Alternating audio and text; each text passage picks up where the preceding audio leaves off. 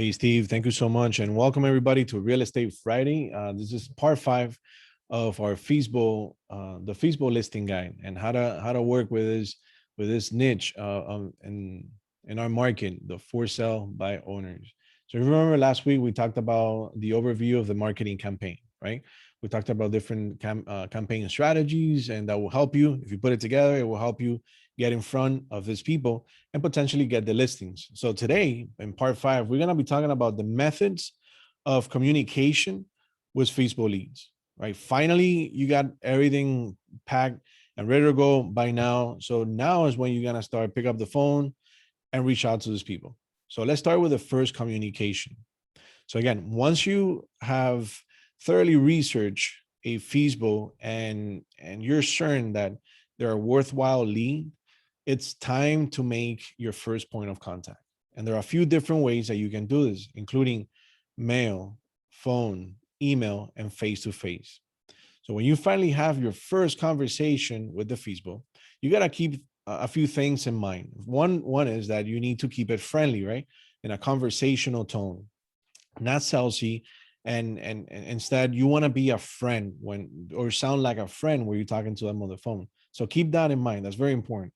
A friendly and conversational tone.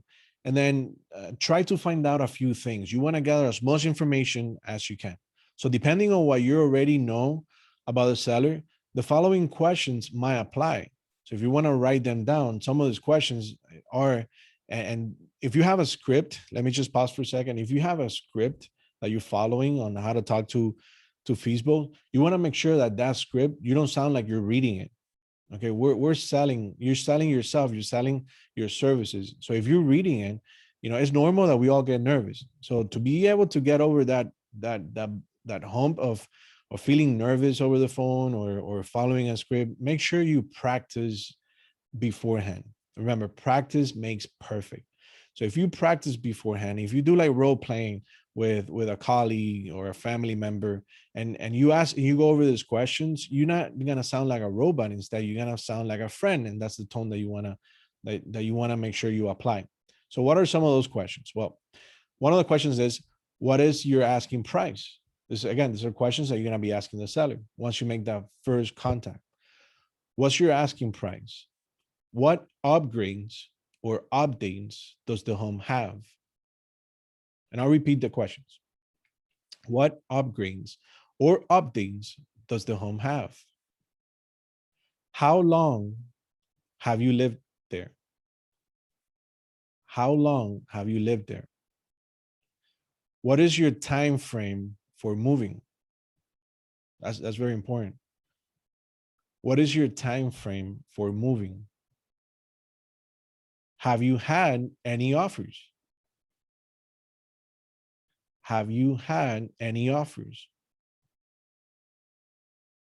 Where are you moving? Where are you moving? And have you had an open house?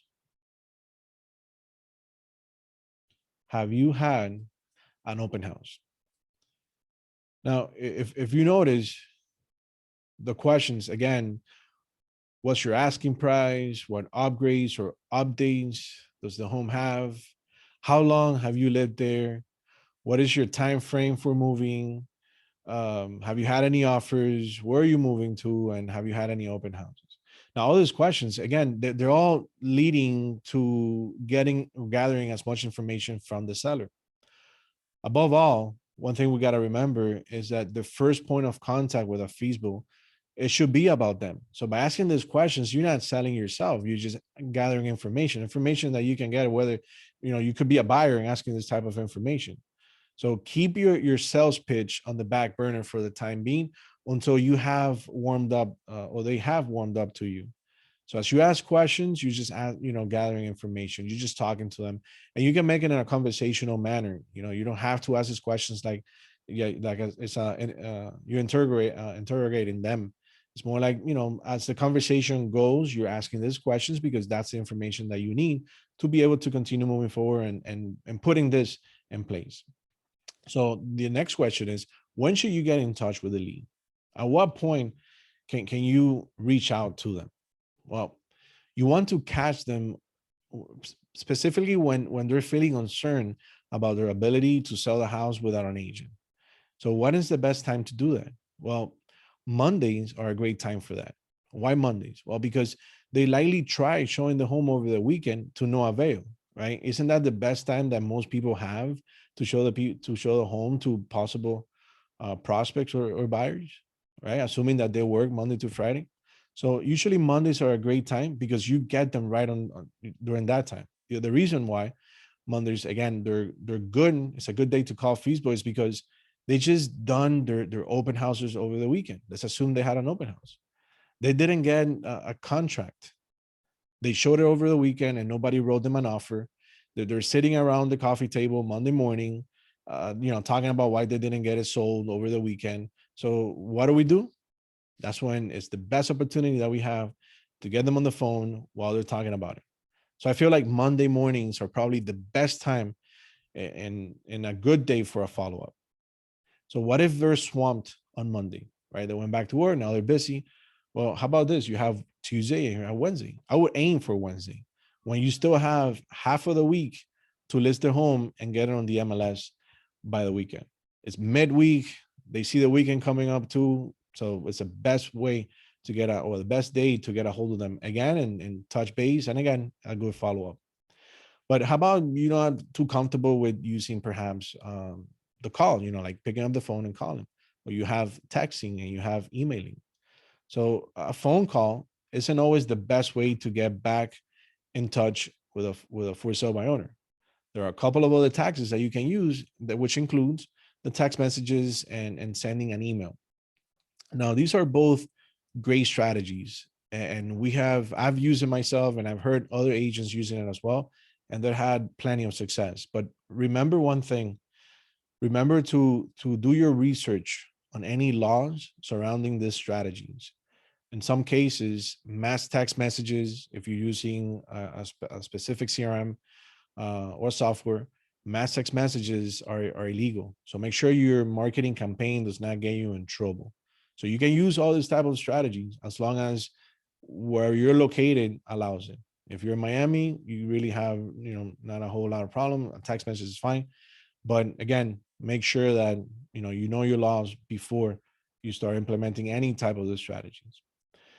Whatever uh, way that you choose or getting in touch with them, the main point or the main thing to remember is that you want to set yourself apart from other agents.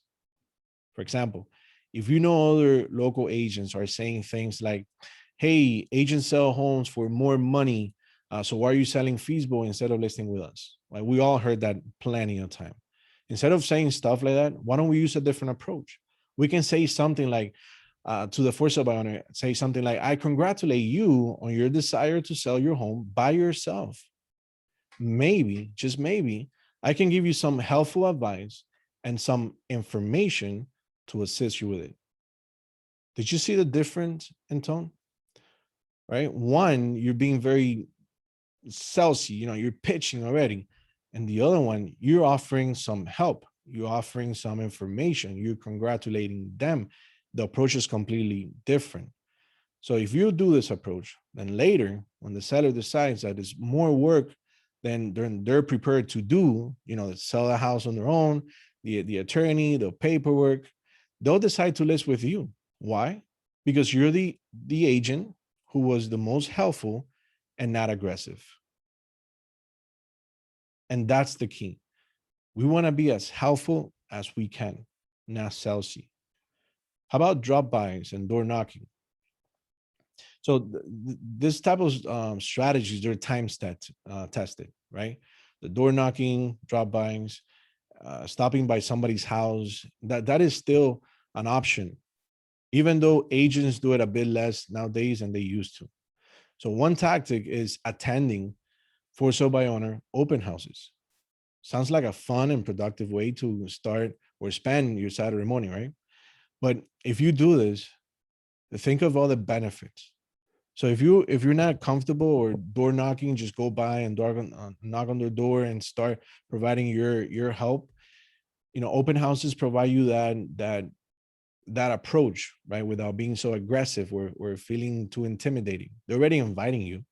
So one thing that I would advise you is on this regard is to never to do is to go through, if they have buyers already in there and they're talking to the sellers, to not interrupt them during the open house, right? You never interrupt that and pitch them right away. What I suggest you do is you shake their hand, leave your information and leave, because that's the best opportunity and you do not want to offend anybody. But at least they'll remember the person they shook hands with. So by the time you follow up with them, it's going to be a better approach, because now you just remind them who you are and the information that you left behind. So keep that in mind as you go move forward over the weekend. This is a long weekend that we Mondays we're not gonna it's July the 4th is Sunday, so Monday most people are not working. So keep that in mind, because if there's any for sale by owners out there that they want to use the weekend to their advantage to be able to sell a home, you might be able to find any open house for sale by owner open houses. And where do you find these open houses? You can look into Zillow, for example. It's one way of doing that. Zillow, you go for search for sale by owners open houses. You're gonna see in different areas that they might be having open houses available. So take the time, do your research, try to implement some of the past trainings that we've had on for sale by owners that you can implement and start putting your marketing campaign in place and start working on that. Again, the goal is to be able to get more listings and for you to become a for sale by owner experts in your community. So I hope that you find this one helpful. Today, again, is the way how to communicate with a lead once you have made all your marketing and you have all your ducks in a row. So make sure that, please, if you have any questions about what we're doing or this type of training or this guide that we're putting together, if you have any questions, please feel free to reach out to us, to me, Dylan Rubido, to Steve. We have this recording if you want to go back and see it again. We have the book. If you don't have it yet, you can download it. You can get it completely free. It's a guide as well on how to becoming a top producing agent. If you go to dylanrubido.com, you'll be able to get the free version of the book, the version of the book, or so feel free to swing by the office and you'll get a hard copy of it. But again, the information is here for you. All you need to do is just go and grab it. So if you want to see this recording again, please make sure you reach out to Steve at brokernation.net, or myself, Dylan at brokernation.net. Now, what if you're thinking, I like what you're hearing, and you want a more like one-on-one training on how to work with for sale by owners or any other type of strategy? Well, I invite you to give us a call or visit our website at joinbrokernation.net. We have information on how you can do exactly that.